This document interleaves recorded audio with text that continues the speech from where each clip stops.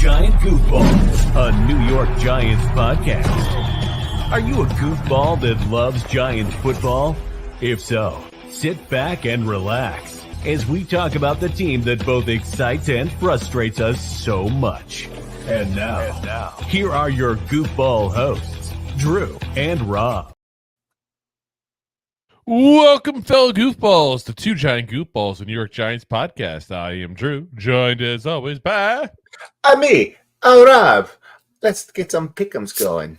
Oh, yes, we got to go through our picks here. It is that day as the first game is underway, and we actually even forgot to go over our picks for that game. So, luckily, they are saved on the internet.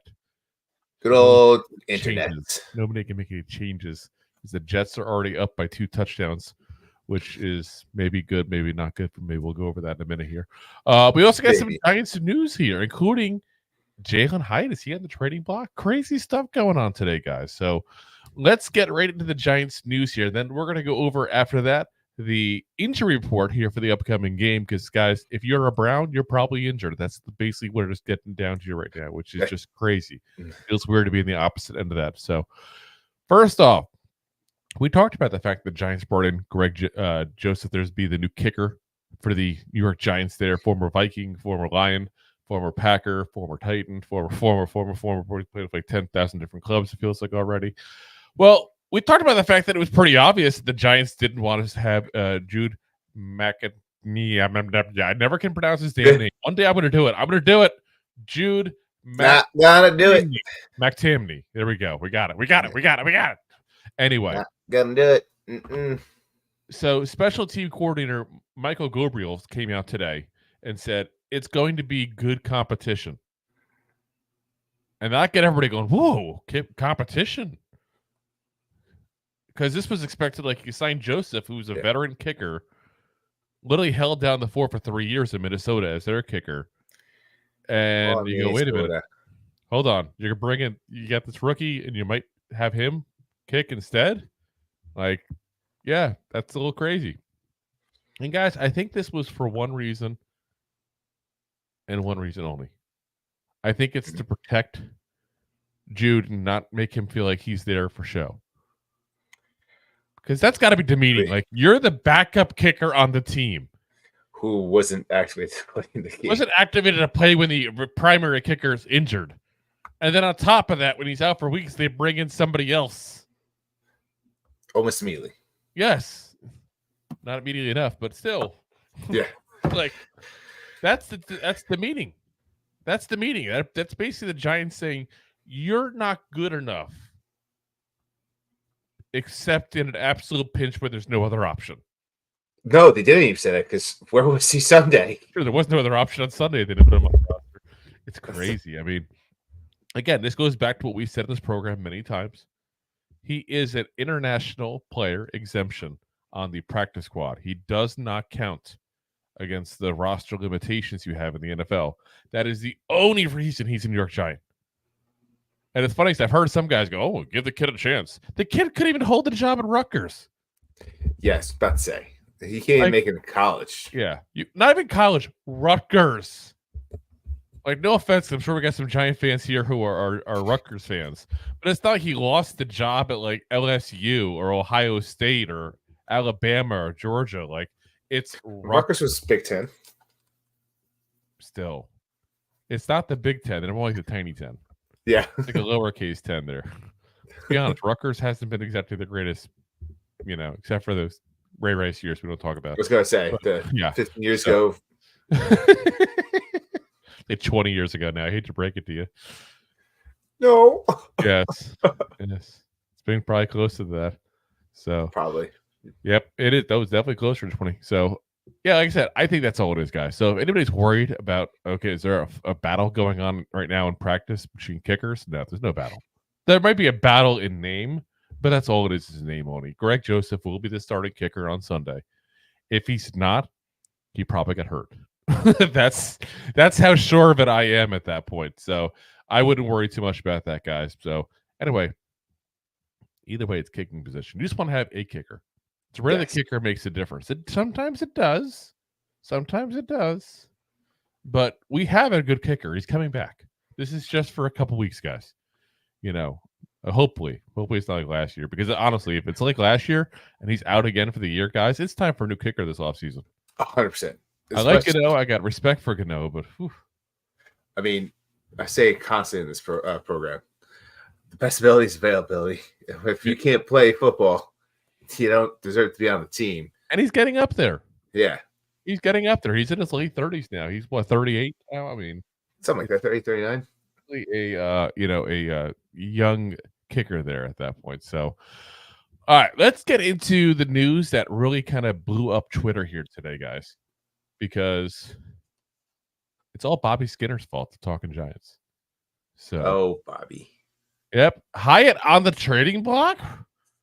Oh, yes. And this is all started because friend of the show, Bobby Skinner. We've had him on the show before. He's been on Talking Giants as well. We'll have to have Bobby on soon. I was actually tempted to actually text him and see if he wants to come on the show to talk about this, but I figured he's probably busy. Let's be honest. We don't clean big fish, guys.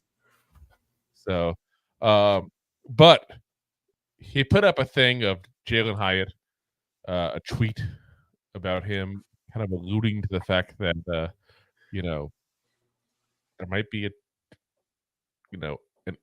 potential desire to be traded at that point there. And that started a rumor mill. That rumor that wasn't there, let's be honest, guys. Like a rumor that point blank wasn't there. And now all of a sudden it's there. And everybody's like, oh, I know Bobby. Bobby wouldn't say it if it wasn't true. First off, and let me be very clear on this, guys. I have not talked to Bobby Skinner about this. So I don't want to make it seem like I'm trying to act like I have any inside information. But Bobby also likes to mess with y'all. No. I know it sounds crazy. He does like to mess with y'all. I mean, remember he did that video a couple of years ago where he made it seem like Saquon Barkley wanted to literally urinate on Soldier Field? Yes. I mean, I forgot that about went off. That went off, guys. Like, Bobby's a fun guy, and he enjoys having fun, with these kind of scenarios. So I can't say that I'm going to take it for a full-on grain of salt unless there's anything else coming out later on about this there at that point.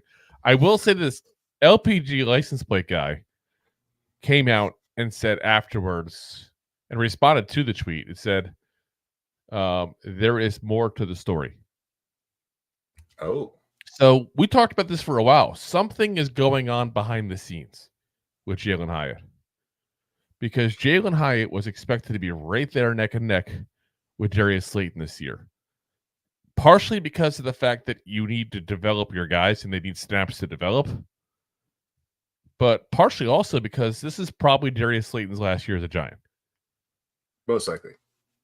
And let's be honest, he's been with us for a while. He's a solid player, but they drafted Hyatt to take on his spot, so that way they don't have to continue paying him money, can free up some cap space. That's the economics of the football world there, guys. So I don't know. It just seems a little weird. Why would you not play him to develop him? I mean, something had to go on somewhere because as a coach, Brian Dable is not going, you know what? We got to develop Hyatt. But I just don't feel like playing him. Yeah. I don't feel like developing him. Like, something had to have happened.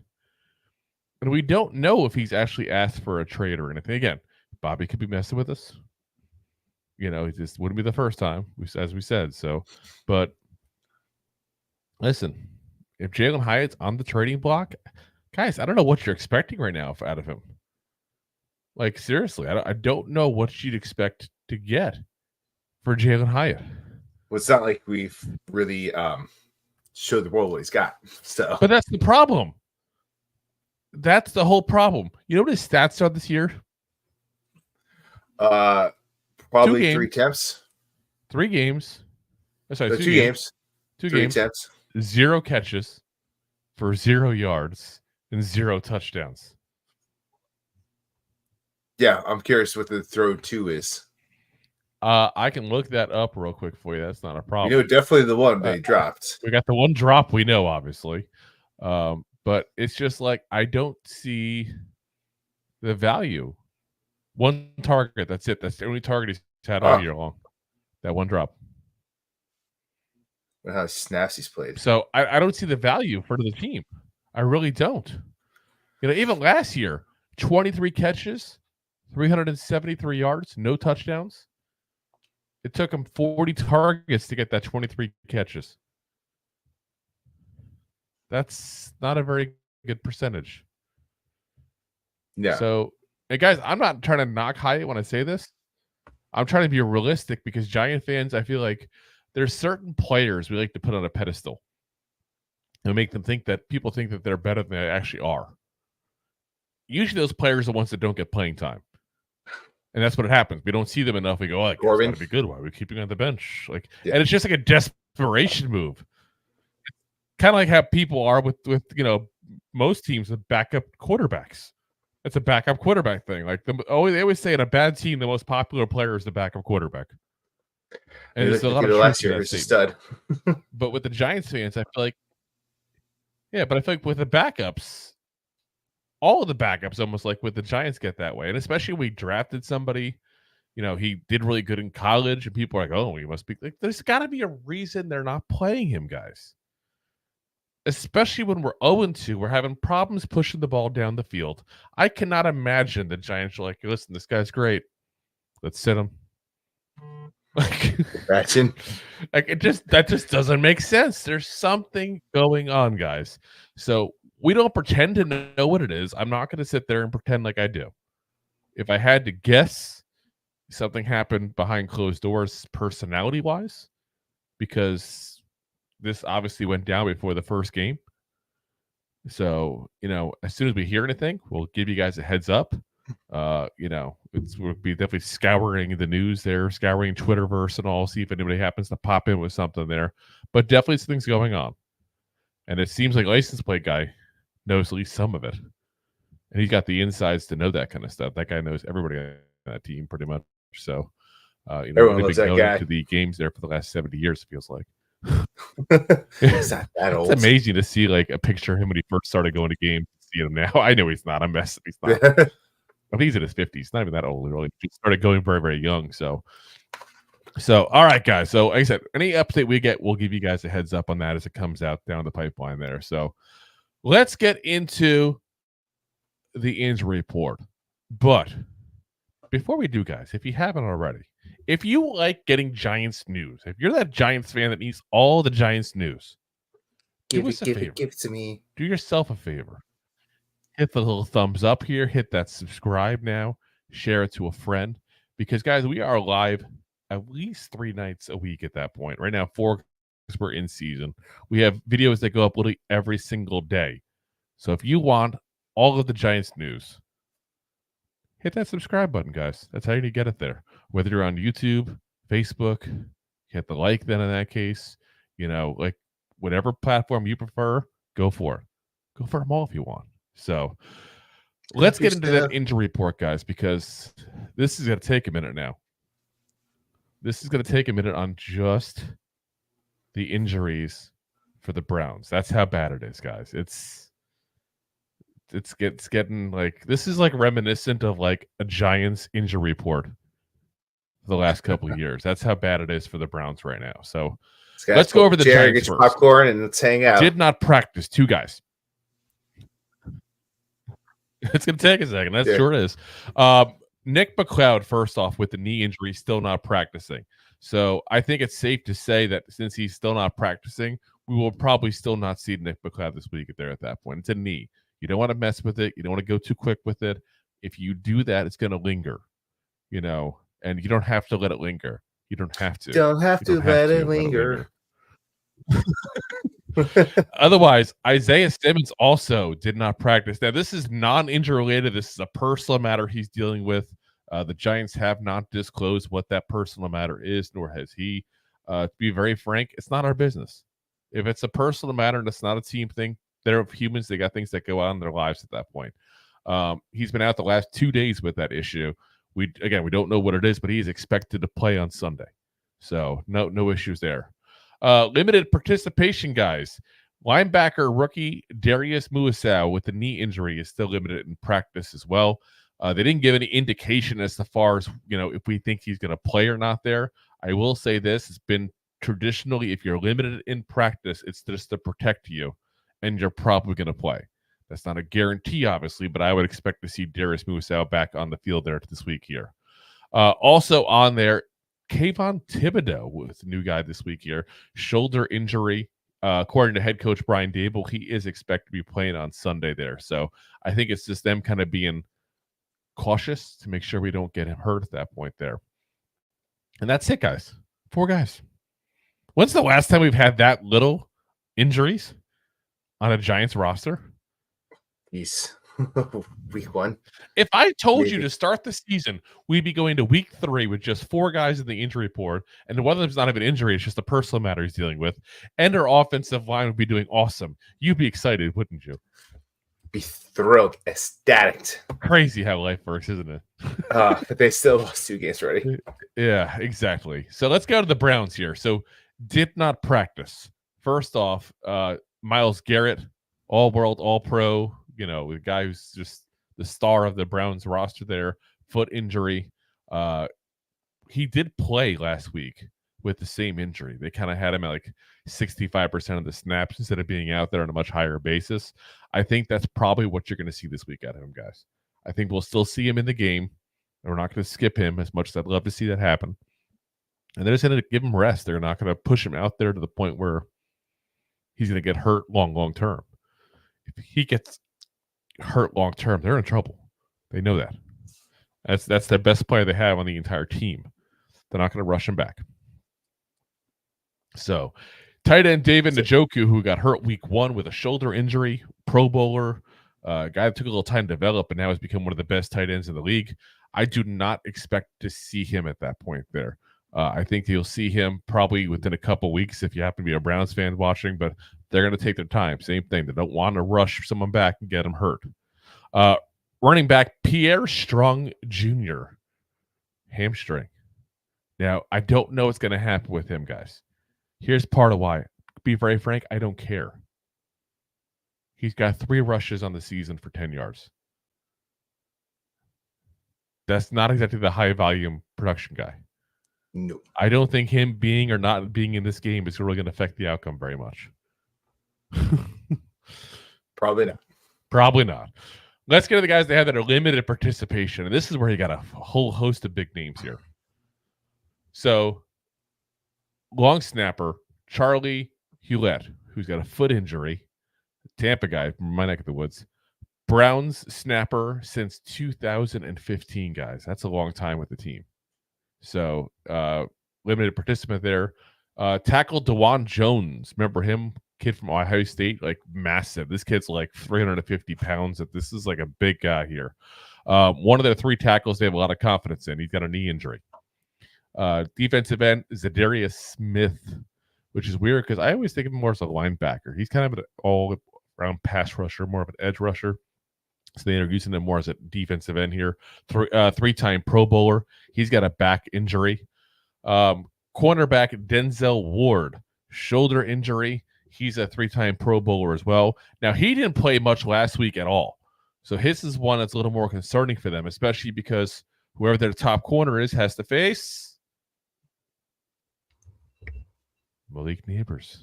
We actually have a number 1 wide receiver. It used to be you play the Giants, and who cares if my number 1 corner's out?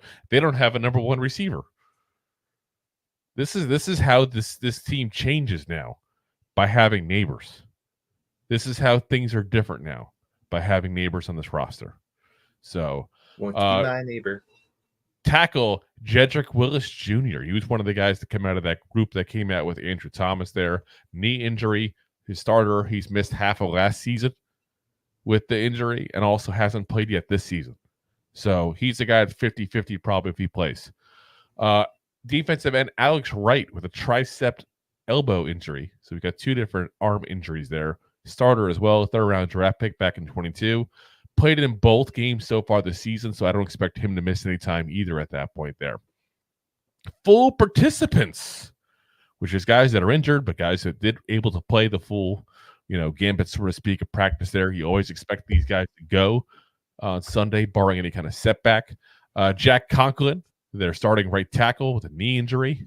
Cornerback Martin Emerson, the ankle and shoulder injury. He's got upper and a lower body injury. Starter, third-round pick back in 22 as well. Played in both games so far. Wide receiver Jerry Jeudy with a knee injury. Another starter there, former first-round pick, was the big offseason addition they got there from the Broncos. And then linebacker, and I never want to pronounce his full name, so we're just going to say J.O.K. Oh my gosh, let's try it. Jeremiah Owusu Koramau. Let's see if I said it right. We'll find out. Somebody let me know in the comments. There's certain names I just had that trouble with. Hand injury. He's a starter as well as a Pro Bowl last year too as well. So guys developed into a good player for them at their first kind of being Isaiah Simmons. They didn't know was he a safety? Was he a linebacker? He's a linebacker, and he's a damn good linebacker now. So, but guys, look at that. Their star tight end is probably out. All three tackles they trust are on the injury list. The top three pass rushers are on the list. Their best linebacker is on the list. Both starting outside corners is on the list. That's a rough injury report for you if you're a Browns fan. That's rough. Yeah, big time. The Giants are so much healthier right now than the Browns are. We have to take advantage of that because you got to think injuries don't just affect your starting lineup. They affect your depth. Imagine trying to get into dime packages when both your outside corners are injured. It's not so easy anymore. You guys that don't usually play those roles, playing roles now at that point there. So, again, that's if they're out. I would love to see what happens as far as that, again, as it gets closer. But I'm just saying, there's potential for people playing roles they don't usually play, and that usually tends to cause issues. Should be interesting. The quandary with that is having Daniel Jones as your starter also tends to cause issues as well. So we'll have to see if he's able to, take hold of the opportunity, especially if some of these pass rushers are out or limited in action at that point. Like everything is lining up for the Giants guys this week. Yeah. Problem is the Giants are lining up as well. See what you did there. Yes, exactly. So I mean, that's where we're at. I just don't have any faith in this team until they can play right. I mean, maybe this is cynic in me, and I've lost faith too early on. It's possible, but listen, it's 2 games in. We got embarrassed both weeks. We got embarrassed by how we played against the Vikings. We got embarrassed about how the front office prepared by not even having a backup kicker when the kicker was injured. I mean, yeah. The only thing you take away from with the Vikings, are the Vikings a better team than everyone projected without McCarthy there? Yeah. Yeah, so, I mean, I get it. All looks like it's like they are a better team than most people thought. Surprising their defense is winning in the games. Yeah, I mean, you could definitely say that. Maybe we'll back later on go, that wasn't a bad loss after all. I just don't have any faith in Darnold staying good. No. Again. But who knows? He be doing a Baker thing. You never know. So, all righty, guys. We're gonna pay the bills real quick there. And then we're going to go ahead and get back here to going over all the picks here for week 3, guys. We're going to go literally over every single game this week. So let's break into that. Enjoying the show? Looking for more goofball action? Consider a membership at buymeacoffee.com/2giantgoofballs. Memberships start at just $5 and give you additional goofball access. One-time support payments also available starting at just $3. buymeacoffee.com/2giantgoofballs. All righty, guys. Let's get into all the games here for week 3. So this one's going live right now, guys. But Rob and I are still going to give you real quick our picks. We'll do this one quick because the game's already active. So nobody's not watching this live will really care what we have to say. So let's be honest. Yeah. So we got right now going on the Thursday Night Football game, Jets at the Patriots. The Jets are a 6.5 point favorite, and the over-under is 38.5. Now, I am using yesterday's numbers because that's where we had put that in there. So if you're gambling live, check out wherever you're gambling. The rest of this are updated from today. So as always, take a look at where you're at based on, what's going on currently before you place any money. I got the Jets to win this. I got the Patriots to go ahead and beat the spread here because they stayed closer the last couple weeks here, the start of the season. And I got the under on the over-under. Well, Drew, it doesn't look like you're going to hit that trifecta, nor myself. I mean, you never know. There's plenty of football left, but I myself took the Pats to cover this, but lose the game ultimately. And I had the same thing. Yeah. Yep, and I have the under because both teams have not been putting many points up on the board. It's very easy to say it's going to be a close game with short amount of points, which is still very, very well could be because you're looking at 14-3 at halftime with 14 seconds left to play. So I'm saying we could easily be right 100%. We'll see what happens on that one there. All right, before we get into the games that are going to be happening on Sunday and, of course, the 2 on Monday. As I said, 2 on Monday. Let's go over how we're doing so far this season here. So we ended up last week with Rob getting 6 win-losses correct. I got 7. He got 7 of the spread picks correct. I got 8. We each got 9 on the over-unders.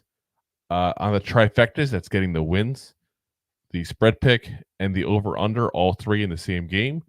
I got 3. Rob got 2. So that puts us at pretty close to over the season. I mean, it's 2 weeks in, obviously. No one's going to pull apart that much there. For wins, losses, I'm at 44%. Rob's at 38%. For spread picks, I'm at 50%. He's at 44%. We're tied at 56% for the over-unders. And for trifectas, I'm at 19%. He's at 13%. So right now, it puts me at 55 points and him at 47 points. So, yeah, Rob, still got plenty of time. Remember what happened last year. I was about to say, you had a nice lead at the beginning, and I just came right through. That's why I'm not talking trash this year until the very end. Then I will talk all the trash. All of the trash. So much trash. Plenty of football left. Oh, yes. All right, let's get into that first one here. And, guys, we already went over this game with the pregame episode we did yesterday. So we're going to go quick on this one here. Nice and simple. Just here's our picks at that point there. So we got the Giants are traveling into Cleveland to play the Browns. Browns are a 6.5-point favorite, and the over-under is 38.5. It's the same spread literally as the Thursday night game going on right now. I got the Browns to win. I got the Giants to cover because I still think it's going to be low scoring, and that's why I think it's going to be one of those games that even if the Browns look like the much better team the entire time, you can still keep it close enough to be within a touchdown. And I got the under on the points. Yeah, this is where we're going to start pulling apart a little different here because I went back to it. I'm taking the G-men to win this game, and obviously going to cover, and they're going to do it in the under because there's too much injuries going on for the Browns. The Browns are more of a Giants team than the Giants this year. What I mean by that is they look like the Giants last year. Injuries. Yeah, and our defense has been playing as a better defense. Their defense is also beat up a little bit as well. So the Giants are going to take advantage and get themselves a nice win to finally get themselves on the board, which, if you asked me at the beginning of the year, this is a game they lost. Oh, yeah. It's crazy how things change up. So, all right, let's get into the first game that we haven't talked about and is not going live right now here. We got the Bears at the Colts. Take it away, Rob. You got this one. All right. So you got the Bears going into Indianapolis. Indy is a 1.5-point favorites as of yesterday, and the over-under is 43.5 points. As of today, I did update that today. Sorry, today you did say that. So in this game, I'm going to take Thursday for people not watching live. Correct. So I'm going to take the Colts to win this game. The Colts are the better team on paper, even though everyone talked about how great the Browns are, especially going through Hard Knocks, how great Cleveland's going to be. They have not shown it. They have made improvements, but they can't put it together. They're doing what the Browns do best. They play like the Bears. I keep saying Browns, the Bears. The wrong B team. But you know what? The Bears are playing. They're not playing like the Brown Bears. They're playing like the Juju Bears. The wrong Brown. So Cleveland. Way to try and recover there. Somehow I think we might have figured it out. Thank you, got football this. No one's guys. gonna know this, Rob. Than you. Obviously, the God. Colts. I don't think it's going to be a pick'em game where the 1.5 is going to make a difference. The Colts are going to cover this, and then I'm going to take the under the points because I don't have faith for the Bears to put up that many points against a better defense. Yeah, we're at the same exact boat here. I think the big thing for me is Caleb Williams, until he shows otherwise, and I'm not saying he's going to be, nothing in this league yet.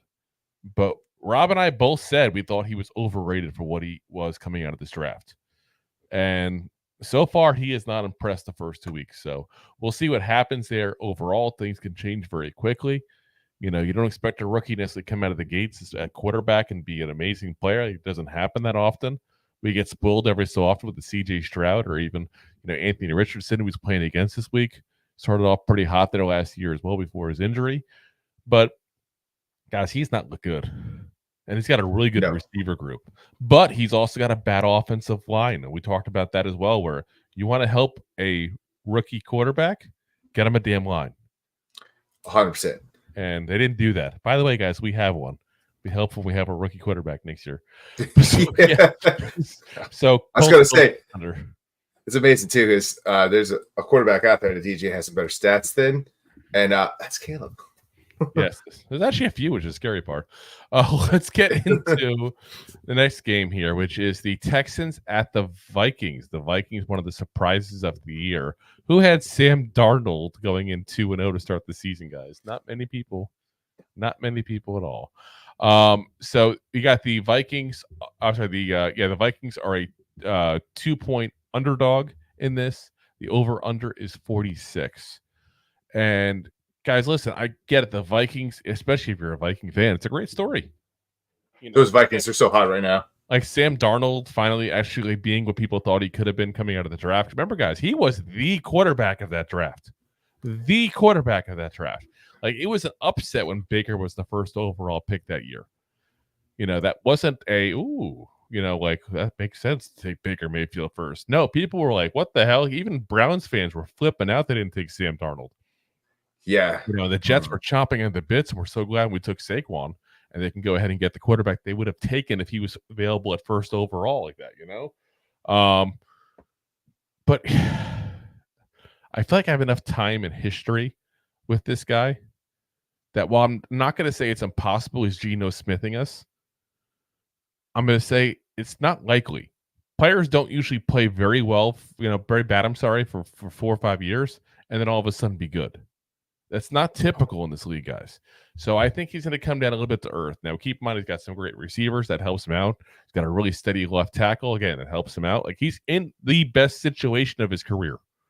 Offensive-minded coach that I have a lot of respect for.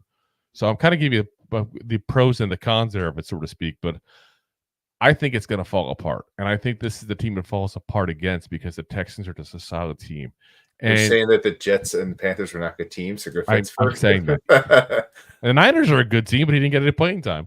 That's the thing. It's not a team 4. So I think the Texans will win this one and kill the starting streak there for the Vikings. I have them winning, obviously, with the spread as well, because 2 points is not enough for me to make any difference in my opinion whatsoever. I have the under on the points there, because 46 to me, look at what the Texans did against the Bears. Like, they don't mind playing a defensive kind of game when they have to at that point. Again, defensive-minded coach they have there. They got some solid players on defense there. So I think that's what's going to happen. I think it's going to be a low-scoring game, and I think they're going to squeak it out by like a touchdown kind of win at that point there. So Texans under. Drew, we have a lot of similar thoughts this week so far. So hopefully, if you're right about a lot of these picks, that I'm coattailing off you, and my difference is going to be the winning factor to give me back up on the points, or reverse, either or. But I'm taking the Texans to win this game because they are the better team at the end of the day. The Vikings they're just playing good football right now, and like that being said, like, they're on a streak, so they're playing some good football. And like, part of me wants to still be on this train, but I don't trust Sam Darnold to continue to do what he's been doing. It's going to fall apart at some point. And like you said, Texans have a defensive-minded coach. But that being said, I don't think it's going to be a defensive game. I think it's going to be more of I don't want to say shootout, because I think the Texans are going to be up on them most of the game. But the Vikings are going to have to throw the ball because they're probably going to be trailing most of this game, and it's going to go back and forth. So I took the over in this game. So Yeah. yeah, 2 out of 3 you got. That's not bad. Yeah. Next up, Milo said something like that. Well, next up, we got the Eagles going into Nolans. Nolans. Get some shrimp and grits. That stuff is so good. After the Saints have been playing some awesome football, they're favorites by 2.5 points in this Probably game. the hottest team in the league. Yeah. Right after the Vikings. Who would have thought we would say the hottest team in the league after 2 weeks? The New Orleans Saints. I don't think the Saints fans even thought that. I mean, you get it after 1 week because they played the Panthers, but you didn't expect them to beat the crap out of the Cowboys too. No. And the over-on is good. So they're saying it's going to be a shootout with 49.5 points. I see that, and right away, I think Vegas is telling you, look what they've done the past couple weeks. Take the over, take the over, and they're trying to, honey dicky, if you will, to take the over. Oh, guess what? Vegas, I'm falling for it because I think we're going to go in the over in this game. There we go. I think Mr. Carr himself is going to continue to drive in that car and get another win, and obviously they're going to. I don't think it's going to be a 1 point difference in the game. So 2.5 points is enough to sauce my favor and edge because the way the Eagles have been playing has not been the best football. It's shown they're missing Kelsey on that line. That push, the tush push is not being effective because they haven't been able to use it that well because they're not in situations. Well, it's like they used to be. Look what happened last week. Like they were up big time on the Falcons. Like they could have easily won that game multiple times. And instead what happens, and we got to say as a Giant fan, I love that it happened this way. Saquon Barkley drops the important, pass that would have sealed the game for the Eagles at that point. Then they kick the ball back to the Falcons, who then proceed to just run down the field like it's nothing because Vic Fangio, who they're with people like, oh, they got a great defensive coach now. He's been a great one in the league. I'm not trying to take away from his resume, but just because you succeed at one place doesn't mean you succeed somewhere else. And they went to a guy that does very much a bend but don't break. Look how far back those safeties were in that final drive. And when you go off the end of a season like they had, when they were losing games left and right, got embarrassed in the playoffs by the Buccaneers there. They win their first game and you go, okay, maybe this is a different Eagles team. Maybe they've gotten their crap together, And then you get a game like this where, again, they only scored 21 points. They lost really badly. They basically handed the game for multiple reasons. You got to wonder, is this the old Eagles that we had? Or is it the Eagles that we had the second half of last year? I don't know. I don't have faith in them anymore for betting purposes. I can say that if I had to hope for it, I hope for them to fall flat in their face, obviously. I'm not going to hide that as a Giants fan. But I'm playing with my money right now. I care about my money more than I care about my hatred of the Eagles. And my money tells me that while I'm going to go with what that tells me, they're in line right now. That I think that the Eagles are going to fall to the Saints because they are, again, the hottest team in the NFL. And while we talked about not having faith in Sam Darnold, Carr has looked good some years. It's not like that came out of nowhere. He's been injured with his shoulder the last couple of years and had a little trouble chucking the ball. That shoulder seems to be doing much better this year. So 100%. And he's got a damn good receiver to throw the ball to as well. On top of that, he's got 2 of them. So, I mean, I was going to say he's got 2. Yeah. So Kamara catches out of the backfield. Yeah. So I wasn't even going there. I was going, he had a speedster. He's got an overall good one. He's got a running back. I mean, you got pretty good spots to throw to. So I'm going Saints to win, Saints to cover. And I am going also over on the points with you. I'm right there, and I think it's going to be the Saints that play on the over. Is that the best pick of the week, guys? Lock that in. I think either both of you right or both of you wrong. Yeah. All right, next up, you got the Chargers at the Steelers. A good matchup of 2 teams also that are winning here to start the season here. And you understand why the Chargers are. They're a pretty good team that's got a decent coach now. But the Steelers, we're still trying to figure out how they're winning games. That's like the mystery wrapped up in an enigma smothered in secret sauce. Like this team has no right winning games point blank. Now, is it Chick-fil-A secret sauce or is it like the McDonald's secret sauce? Because I know one secret. Definitely McDonald's. But they're playing. They played the Falcons week 1, who didn't play their best game at that point, and they play the Broncos week 2, who Bo Nix is just not doing good right now. So it's also helped them who they played.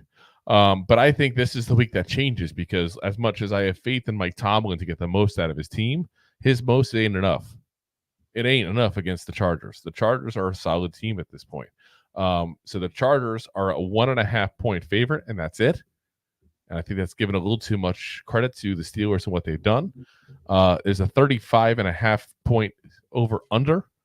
And I think what you're going to see is you're going to see a Chargers team that's going to run the ball like they've been doing 100%. A lot more often. That's going to go towards that under at that point. So, and it's tempting to go 35.5. Like, you don't want to go to the over. You don't want to go with the under at that. That's way too low. No, 35.5 is very, very low. Yeah, but you're talking about a team that's had trouble scoring at all. It's 10 to 14 points a game is what you should be expecting out of the Steelers offense, the way they've been playing lately at that point. So you put them at that. You put them at 20 at that point for the Chargers, which is a reasonable number to expect, and you're still in the under. So I got Chargers to win, Chargers to cover, and under. Yeah, I agree with what you said. Harbaugh is a different coach that they have not seen over in LA in a long time. The Chargers have not had a coach that's and probably over a decade that's a run first kind of mentality, because they've had a quarterback that had some arm strength that they could chuck the ball down the field, and Herbert could do that. They're just not using it. They've been playing old school, try to do more defense of the football and run the ball, run the clock. So I agree with you. I took the Chargers to win, the Chargers to cover, because I mean, obviously 1.5 points means absolutely nothing to me. Yep. I mean, watch it win by 2021 and it's a foot in mouth. But I took the over because 36 points is what you're looking at technically to get the over. And you're looking at pretty much 20 to 16 is what you're saying.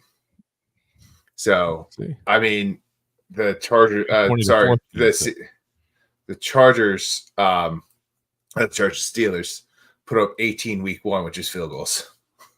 Yeah, and the commander said, "Hold my beer." It might happen when they played the Giants later on this year, based on how we played against the Commanders, but you can't count on that. So no, but I think it's going to be a low scoring game, but I don't think it's going to be that low scoring. All righty. But up next, let's talk about going into your neck of the woods, because the Buccaneers are going to be hosting the Broncos. The Buccaneers are 6.5-point favorites on this game, and the over/under, once again, another low-scoring game, is a 41 points. This one, I am going to bite and take the under in this game, because we're looking at two more defensive teams and teams that aren't really scoring. They're not scoring? No one's hurt them? What? You said they're not scoring. Oh, yeah, not scoring, scoring. Oh, who hurt them? I'm taking the Broncos to win in the cover, but the Bucs are going to win this game. I think 6.5 points is a little too steep, especially when you're taking the under, because that's telling me that you're going to want like a 14 to 21 game. And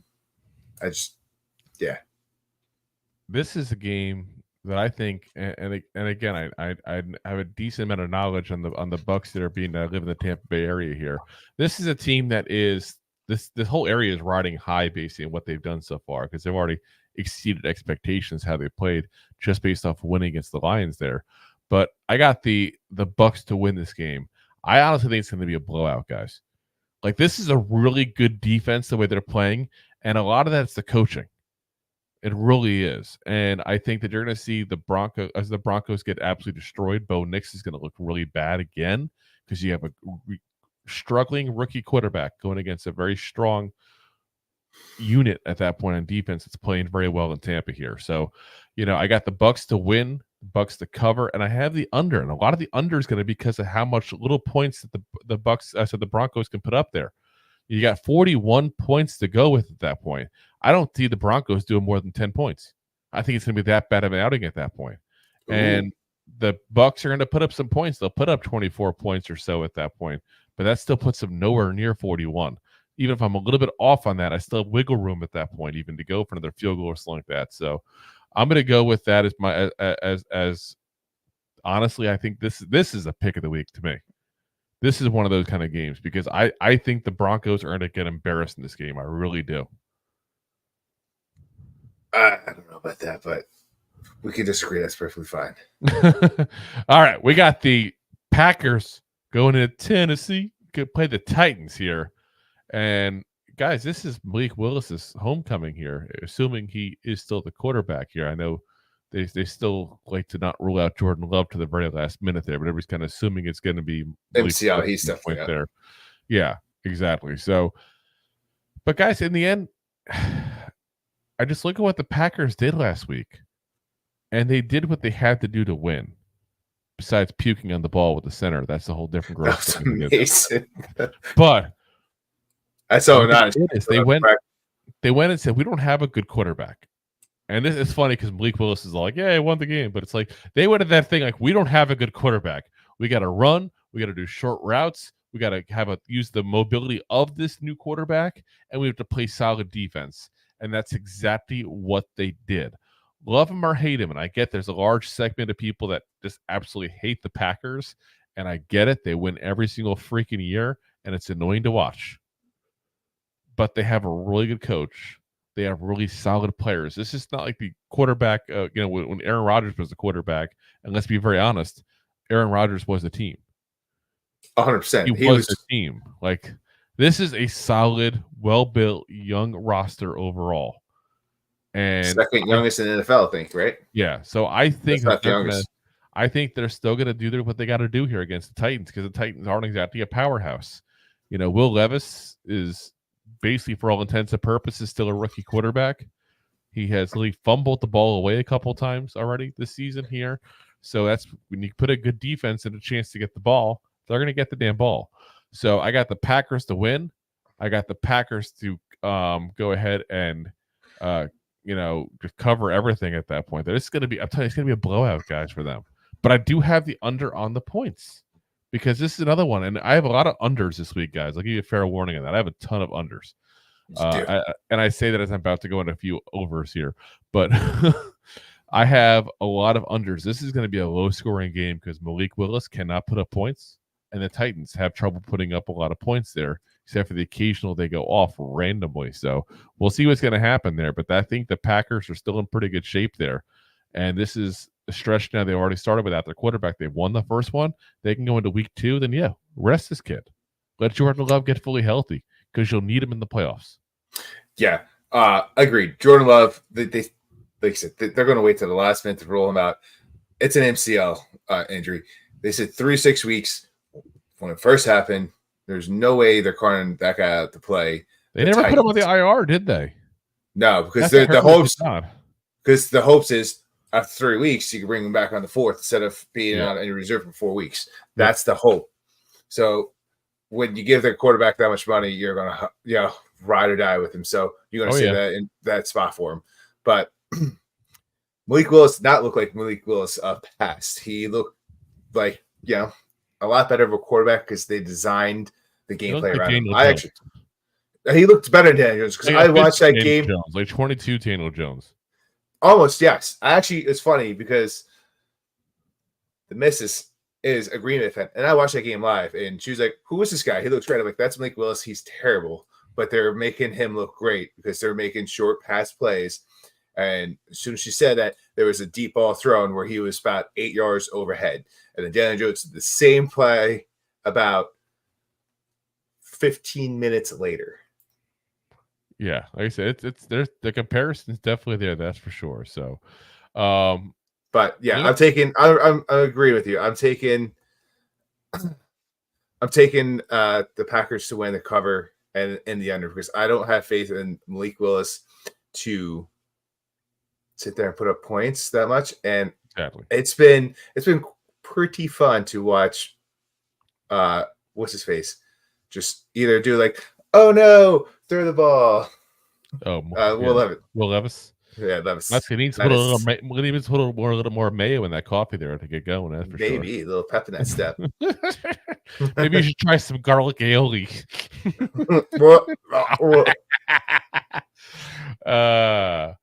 All righty. Next up, we got the Panthers going into Vegas to play the Raiders. oh, the Raiders. The Raiders are 5-point favorites at home. Wonder why? And the over and under on this game is at 40 points even. Vegas is sitting there going, I don't know what to expect in this game. It's probably going to be low scoring. And I agree. It's going to be low scoring of a game. The Panthers have been straight up dog doo-doo. They benched their starting quarterback after 18 games? Yeah. And Bryce Young. And who's their starting quarterback? The Red Rocket. Andy Dalton. Why she win? Because of the Daltonator.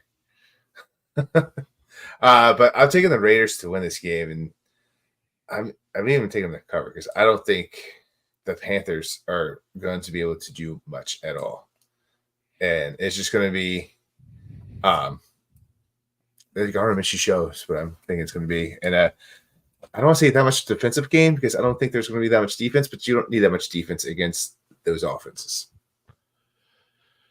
You know, this is one of the games that you and I disagree on. This is that game that we're going to disagree on. So, I think there's a little bit of a surprise going on in Las Vegas with the way they're playing. I mean, you got a team that's gone 2-0 to start here. Gardner Minshew has played like one of the best quarterbacks, at least passing yard wise, in the NFL. He's got thrown a couple picks, and that's caused some issues there. But you got Devontae Adams, 169 yards in the season. Brock Bowers, 156 yards in the season. Jacoby Myers, 90 yards in the season. They got 3 legit weapons to throw to at that point. Remember a couple of years ago when I suggested the Giants should go get Jacoby Myers? Maybe I'm not so crazy after all. But here's the interesting part. I have more faith in the Panthers now with Andy Dalton. I remember last year when they went to Seattle and he put up over 300 yards passing against Seattle. And Seattle didn't have a bad defense last year, guys. I don't think that this is a downgrade. I think changing from Bryce Young to Andy Dalton is an upgrade. And you're going to see a different Panthers team. And when you see them start putting up points, yards, everything on offense, that's going to get the defense a little more pumped up as well. They're going to feel like they have a chance. They're not just in it for show. And that's going to be a little different there. So I do think the Raiders will still win this because I think they played very well, and I'm giving the respect to the fact they beat the Ravens last week when it was a surprise at that point. But a 5-point spread, I can't do it. I'm giving the Panthers the spread pick at that point. And I'm going over on the points. I'm telling you right now, this is going to be a higher scoring game than people expect at this point because the Raiders, we already know, are going to chuck the rock around. It's what they've been doing the first couple of weeks. But now the Panthers, with the Red Rocket being his Red Ryder BB gun, it's going to happen. I'm telling you, Rocket. This is going to be like a 45-point game. That's how much points I'm expecting to go up at this point. So, like I said, I got Raiders, Panthers, and the over. So let's get into the Dolphins at the Seahawks, which on paper second sounds like game. What? A second 4:00 game. Yes, second 4:00 game, and the Dolphins at the Seahawks, which just sounds on paper like the most, wimpy matchup ever. Here's a dolphin attacking a bird. Like I've seen that at Seahawks. It's not entertaining. So, but guys, keep in mind, Tua's out. Skylar White's the quarterback at this point this week now. Could be for the foreseeable future, if not the rest of the season. We'll see what happens there. Don't want to take light of that scenario, but we just don't know what's going to happen. Listen, I know they got Tyreek Hill still. The Cheetah and the Penguin are still in full swing. I can't. I just have no faith in Skylar White whatsoever. I've seen what he could do. This is a team that if Tua's out, they better go get themselves a goddamn quarterback. Whether it's getting Ryan Tannehill, who's a former Dolphin himself there, off the couch, whether it's trading for somebody at that point there. I mean, like Mike White is on the practice squad for the Bills. He was in with the Dolphins, for the last couple of years. Maybe that's the guy you're bringing at that point. I'd have more faith in him than I would Skylar White even there at that point, So, but yeah, and I'm sorry, Skylar Thompson. I'm confusing the names here. I don't trust Skylar Thompson. I don't trust him. And that's my biggest issue I have here. So I'm going to go ahead and say that the Dolphins will lose. The Seahawks will win. I think that the 4.5 points at that point, the home team there, is not enough because this is going to be a blowout, I think there's a little bit of identity issue at this point, this team coming in and not having their starting quarterback. And that's going to get them down a little bit there. I do have the over on the points, but that is mostly because of the fact that they're still going to put up some points when you got those weapons around. And I don't have a lot of faith in the Dolphins defense. So I got I got the I'm sorry. Yeah, I got Seahawks, and I got the over at that point. So I'm gonna say it's gonna be pretty much a blowout, this one. Yeah, I don't think it's going to be a blowout, but I do think they're going to be throwing the rock around quite a bit. But I do think the Seahawks are going to win. It's hard to go into Seattle typically, and granted, they haven't been as good as they have been in past few years. But it's hard to go in Seattle no matter how they play and sit there and get a blowout. So I'm taking the Seahawks to win this game at home, but I think the Dolphins are going to be able to cover because of the weapons as well. I think you still got Tyreek Hill. You still, they can still run the ball. So I have faith where the Dolphins are probably going to lose by 3. But up next at 4:25, you got the Lions. And this is actually kind of funny. You're talking about, a Dolphin and it's a Seahawk. You got the Lions going into Arizona to play the Cardinals. See a cat now. Sorry. The Lions are 3-point favorites going into Arizona. And over-under on this game is 51.5 points. Ooh. So they're expecting that ball to be thrown all around in that nice dry desert. That dry air. Yeah. It's a dry heat. It's not that bad. I love when they say it's 120 degrees, but it's a dry heat. Yeah. No. You're still cooking eggs on a rock. There's not a dry heat at that point. And also on top of that, you're spraying for scorpions. I can't deal with that. Speaking of which, your dad, since he's in Arizona, says howdy. Howdy, Dad. Perfect segue into that. Yeah. But I'm taking the Lions to win this game. I am taking them to win by at least 4. So I'm taking them to win, obviously, because they're 3-point favorites. And I'm also going to take the under in this because I feel like this is kind of like a little bit of a trap game. Vegas is trying to do it to take. There's a trap to take the over on this because they're like, hey, look at these really good offenses, and they did.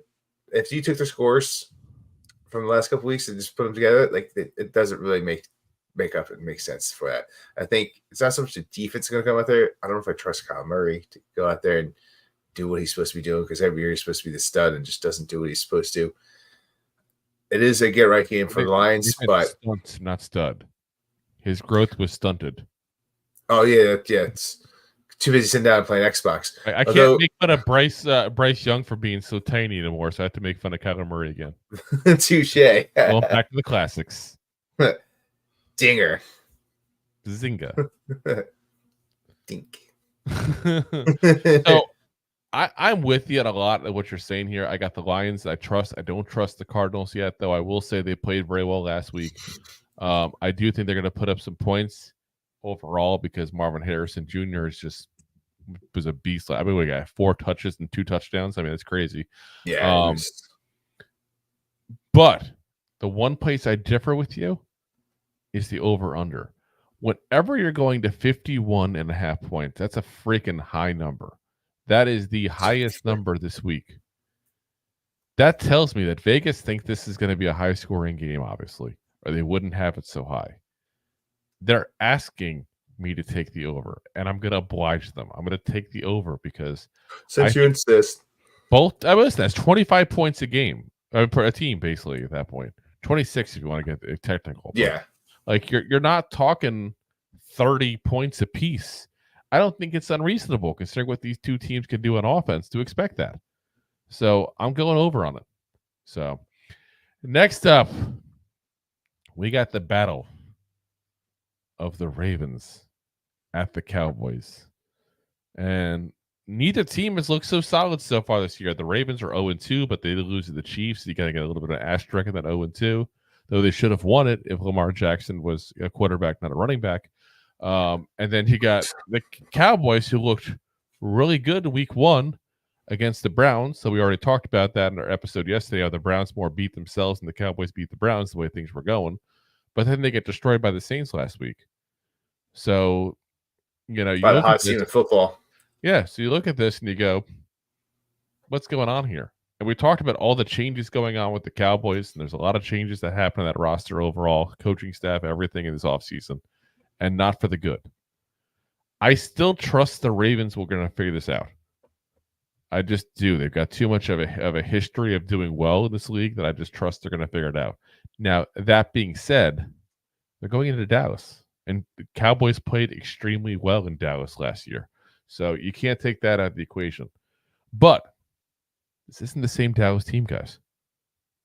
Isn't the same Dallas team at all. And they only faced one good offense so far, and they did horrible against it. I'm not going to give their defense a ton of credit for stopping the Browns. The Browns stopped themselves. The Browns are not a good offense. We've talked about this. The Ravens are a good offense in an unconventional way, because modern NFL is usually much more passing. Obviously, they like passing to tight ends.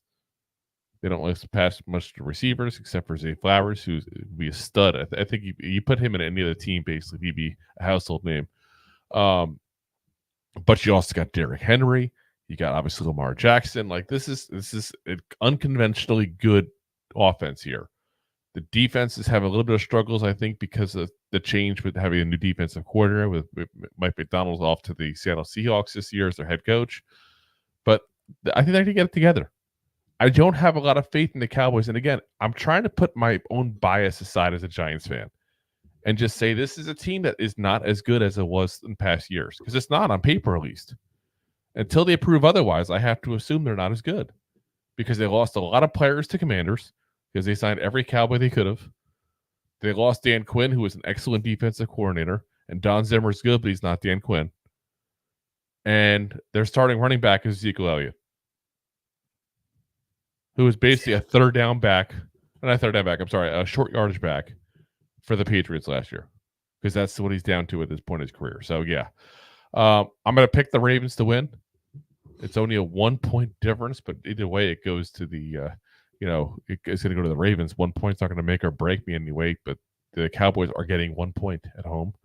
The 48 points is the over-under. I'm going to go with the under. I don't think this is going to be a high-scoring game. I really don't. The Ravens are built to put points up, but they're not built to be a juggernaut typically on offense. They're more control the clock and put up enough points to make it difficult at that point for somebody to come back. And the Cowboys on offense, guys, they really haven't looked that great yet.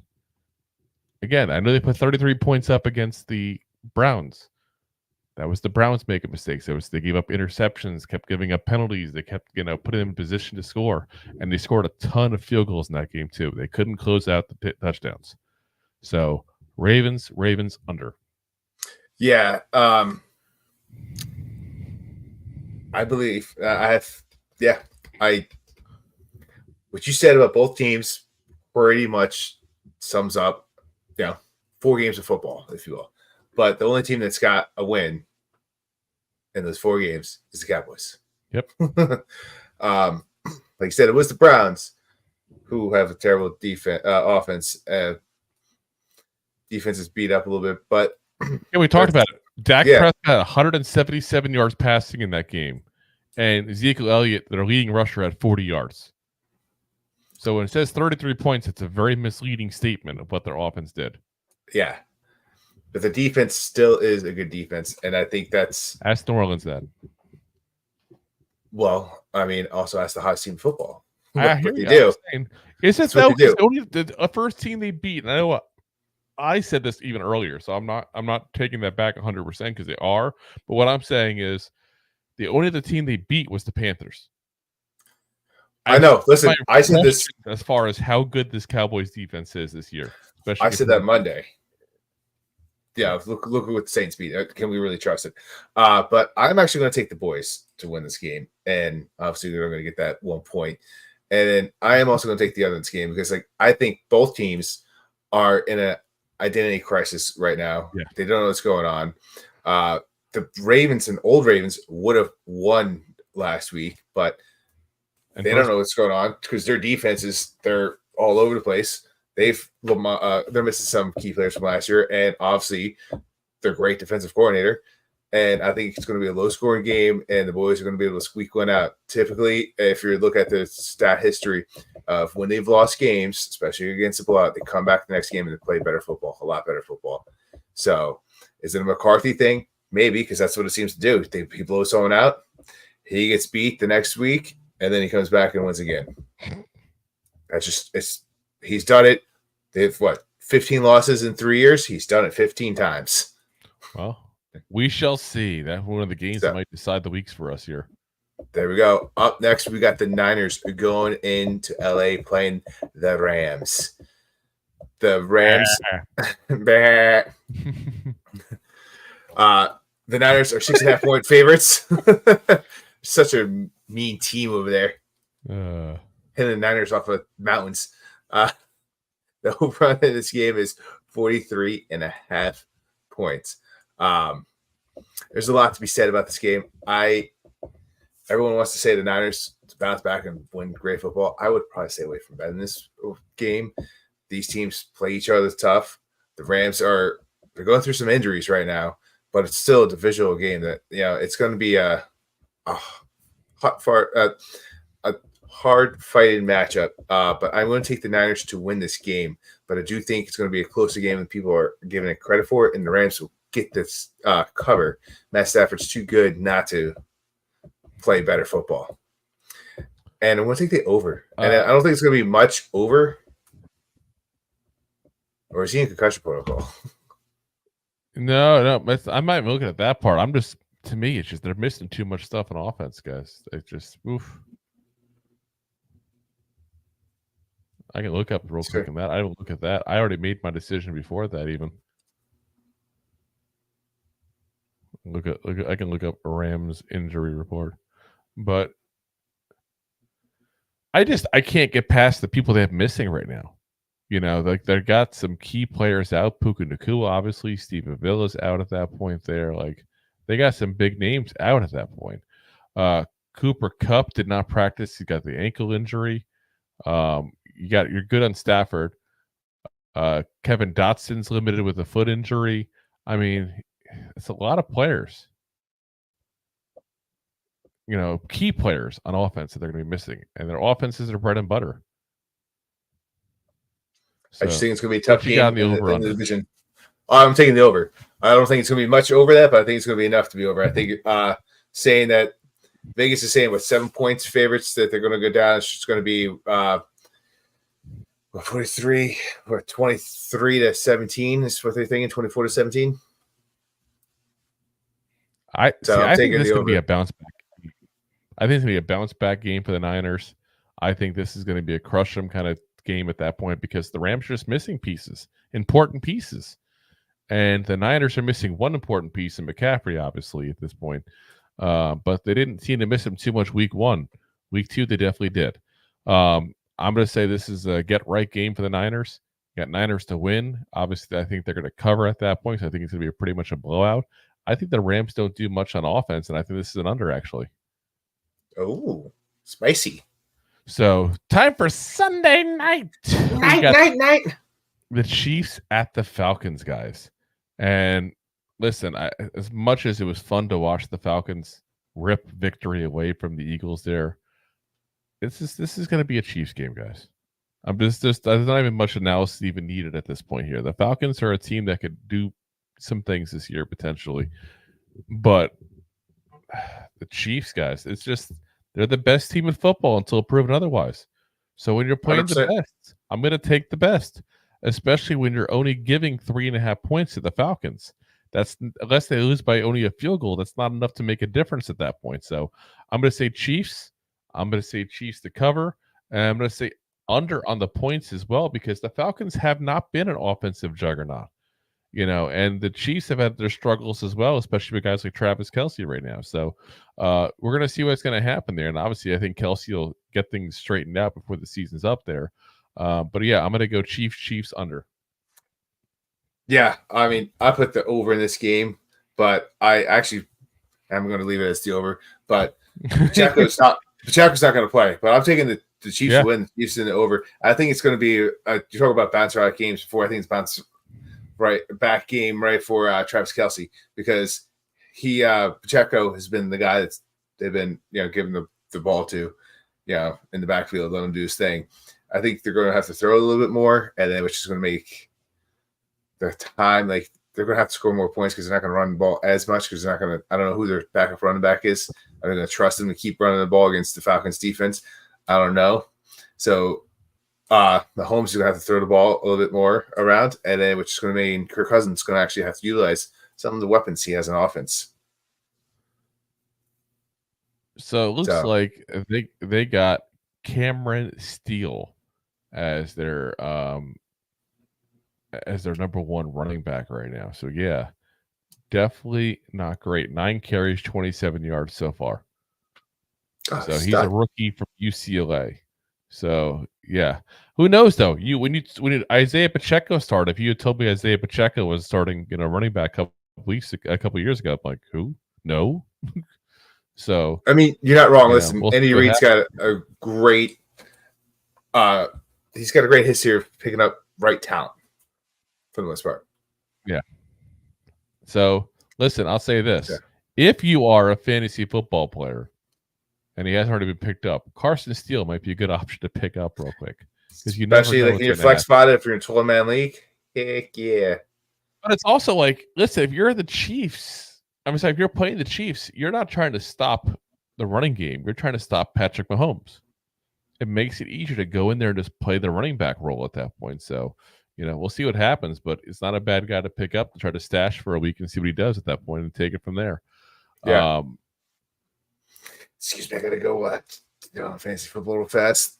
But first, let's talk about some Monday Night Football, because we got 2 games. So here's the first of the 2.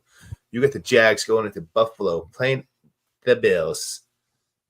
Bills are 5-point favorites in this game, and the over-under on this is 45.5 points. This game, what can I say? I mean, look what the Bills did last week in the divisional game. 31 points. They've just been throwing up points left and right. The Jags, they should, on paper, be able to do the same thing. The Buffalo's defense has been so-so. They get a lot of credit, but I do think it's going to be a high-scoring game. I'm taking the over in this game. I do think it's going to be a little bit more competitive because the Bills have been going pretty hard. So it's been pretty solid football on both sides over here, I'm going to have to say a little bit. So I'm taking the Bills to win. I'm taking the Jags to actually cover this and the over in the shootout.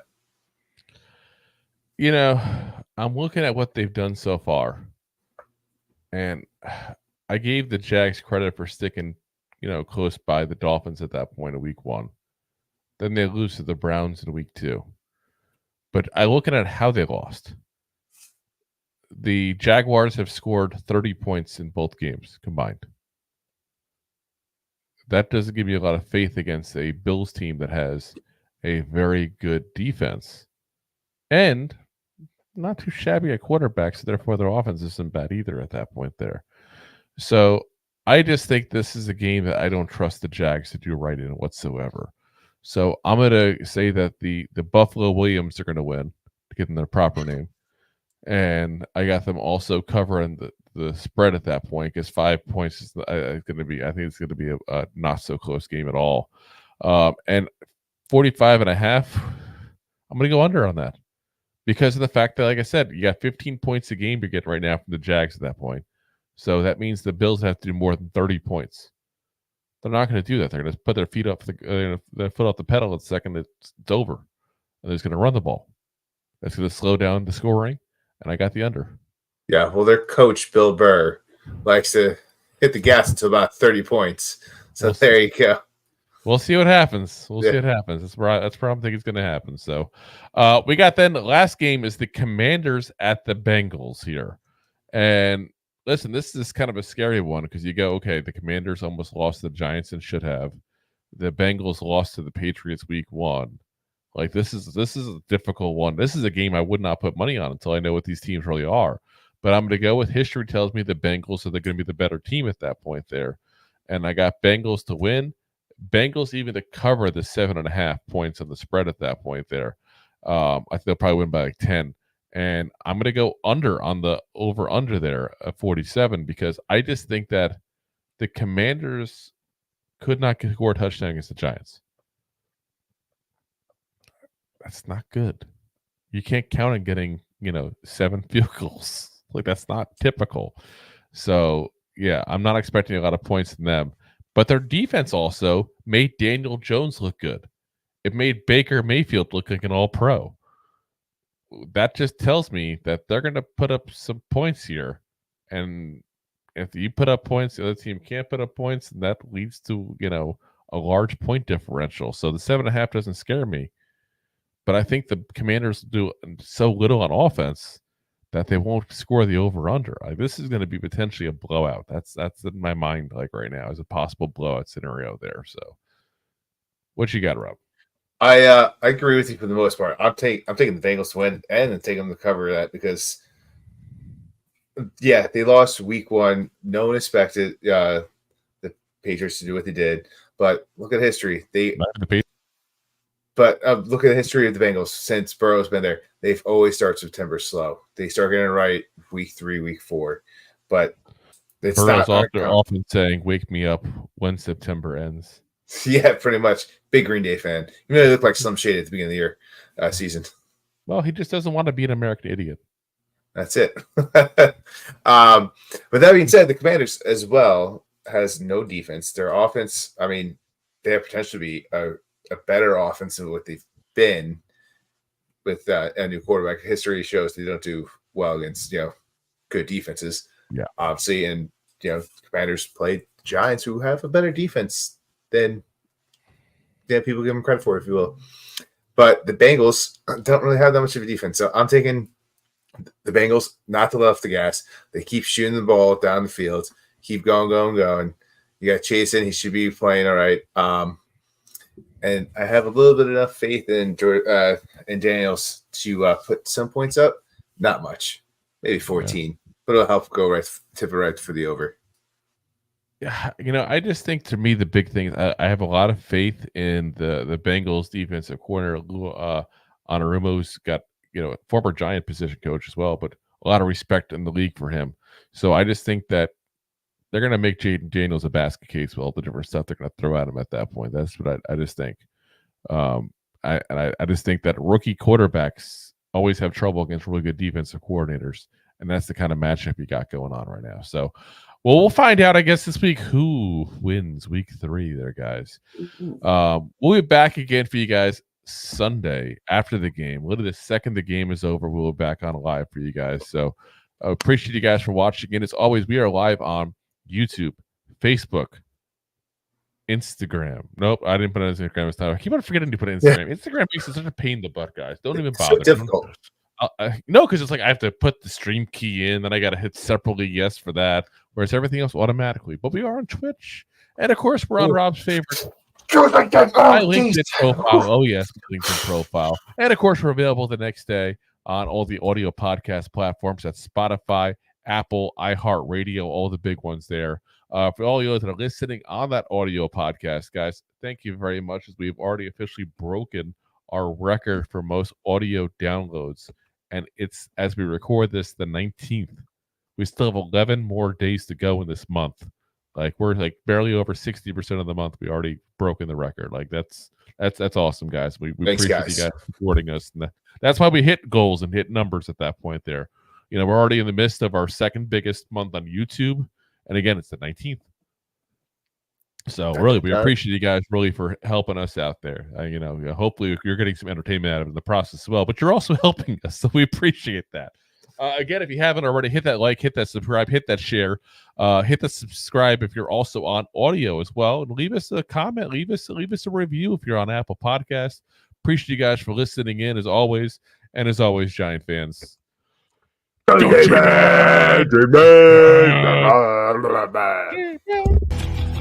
Thanks for listening to Two Giant Goofballs, a New York Giants podcast. We appreciate your support. Thanks so much. Please, I'm begging you. Please subscribe.